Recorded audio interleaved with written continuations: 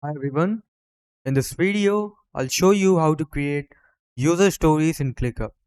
But before we proceed, if you don't know about user stories are short, simple descriptions of a feature or task written from the perspective of the end user. They help team understand what the user wants, why they want it, and what value it brings. Like a user story usually follow this structure, as you can see on the screen. Like this, as a type of user, I want goals so that benefit. Now, what's the purpose of user stories in ClickUp? User stories help with clear understanding of requirement, a better communication between team members, breaking big tasks into smaller actionable subtasks. Now, where you use user stories in ClickUp?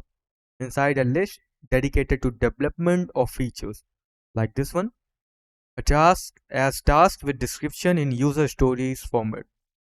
So let's make a user stories real quick. So I'm going to add a new list.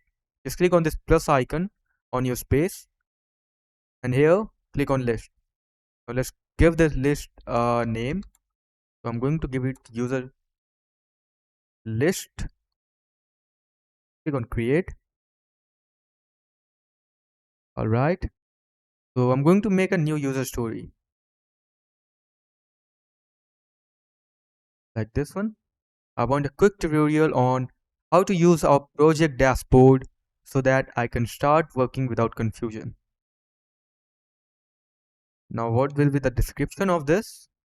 Here, this video explains how to navigate the dashboard, shows where tasks, due dates, and comments are located.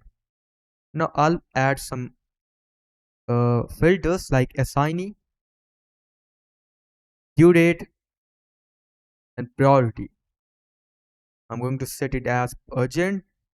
Now due date is 16 tomorrow. Assignee, you can add assignee by adding their email over here.